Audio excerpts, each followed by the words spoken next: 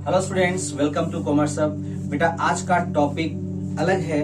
इस टॉपिक का नाम है प्रपोज डिविडेंड। तो आइए जानते हैं कि प्रपोज डिविडेंड होता क्या है। प्रपोज डिविडेंड एक अमाउंट है और ये अमाउंट कंपनी के द्वारा दिया जाता है। किसको दिया जाता है? शेयर होल्डर को दिया जाता है। कब दिया जाता है? End of the financial. यानी सिंपल सेंटेंस में हम लोग ये बोल सकते हैं कि propose dividend is the amount that is given by the company to the share holder, that is called proposed dividend and this amount is given at the end of the financial year। आइए इस topic को जानने के पहले थोड़ा सा हम लोग फ्लैशबैक में चलते हैं। ये इस टॉपिक में ऐसा क्या क्या इंफॉर्मेशन जो हम लोग को सीखना पड़ेगा। आइए, ये लाइफ लाइन है कंपनी का और ये प्रपोज डिविडेंड में ना हम लोग जो सबसे फर्स्ट पॉइंट जानने वाले हैं वो है इसका मीनिंग। ये है इसका मीनिंग। तो मीनिंग मैंने बता दिया कि भाई propose dividend is the amount that is given by the company to the share holder at the end of the financial year. तो आई थिंक मैंने आपको ये समझाने का प्रयास किया। सेकेंड है कि सर आखिर ये प्रपोज डिविडेंड बनता कब है, मतलब ये अमाउंट को शेयर होल्डर को हम लोग देते कब है। ड्यूरेशन पूछ रहा है, ड्यूरेशन। तो इसका सिंपल आंसर है end of the financial year. Sir अब थर्ड पॉइंट है कि आखिर इसको अनाउंसमेंट कौन करता है, हु, या फिर कैसे होता है, हाउ। तो याद रखिएगा प्रपोज डिविडेंड का जो अनाउंसमेंट होता है ये दो लोगों के बीच में बैठकर होता है। दो लोग मतलब दो ग्रुप। इसका एक तरफ ग्रुप देख रहे हैं आप, ये एक ग्रुप देखिए, ये बोर्ड ऑफ डायरेक्टर है sir, BOD, board of director. इसका सेकेंड ग्रुप में देखिए, ये सारे के सारे ये लोग जो दिखाई दे रहे हैं ये शेयर होल्डर्स हैं। इन दोनों का बीच में बैठकर ये डिस्कशन किया जाता है कि भैया प्रपोज डिविडेंड देना कितना है। क्लियर हो गया। नंबर 4 ये था पॉइंट नंबर 1, ये था पॉइंट नंबर 2, ये था पॉइंट नंबर 3। अब ये पॉइंट नंबर 4 आपसे कोई पूछे कि क्या sir propose dividend current liability है, इज इट? तो इसका सिंपल आंसर बोलना है नो।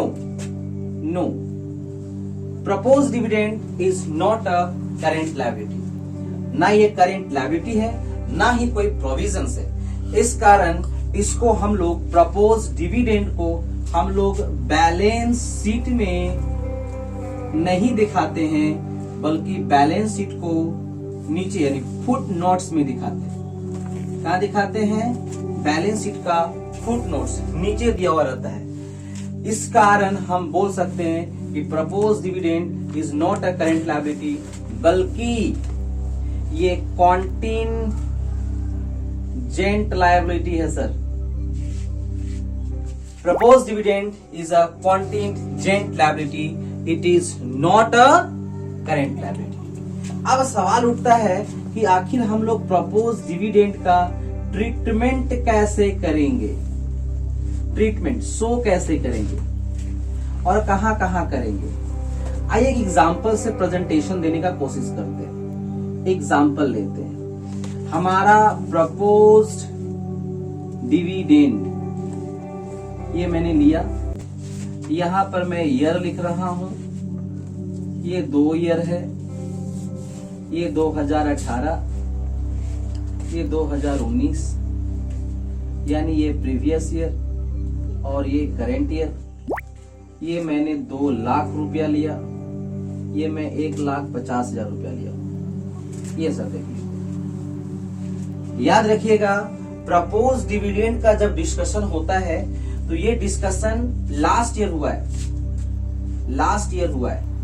और इस लास्ट ईयर का प्रपोज डिविडेंड हम लोग कमिंग ईयर में देने वाले हैं, कमिंग ईयर में देने वाले हैं। यानी बच्चों सिंपल से एक फंडा याद रखना है, प्रपोज डिविडेंड प्रीवियस ईयर के ऊपर कैलकुलेशन होगा। यानी जो करेंट ईयर का जो प्रपोज डिविडेंड हम लोग जो डिसाइड किए हैं, इसका पेमेंट हम लोग 2020 में देने वाले हैं। ईयर 2020 में ये वाला पैसा जाएगा और इसका जो पैसा आप देख रहे हैं ना, ये 2017 में हुआ होगा। मतलब 2018 वाला हम लोग 19 में देंगे और 19 वाला हम लोग 20 में देंगे, यानी हम लोग 2 लाख को लेंगे। और इसका इफेक्ट 2 जगह जाएगा सर। सबसे पहला इफेक्ट ये देखिए, ये जाएगा ऑपरेटिंग प्रॉफिट में, नोट टू अकाउंट्स करते हैं ना, नोट में ये जाकर ऐड हो जाएगा प्रपोज डिविडेंड प्रीवियस ईयर, यानी कि प्लस करेंगे 2 लाख रुपया, और यही 2 लाख रुपया फाइनेंसिंग एक्टिविटी में हम 2 लाख रुपया माइनस कर देंगे। तो मैंने प्रपोज डिविडेंड का टॉपिक समझाने का कोशिश किया। थैंक यू, मिलते हैं नेक्स्ट।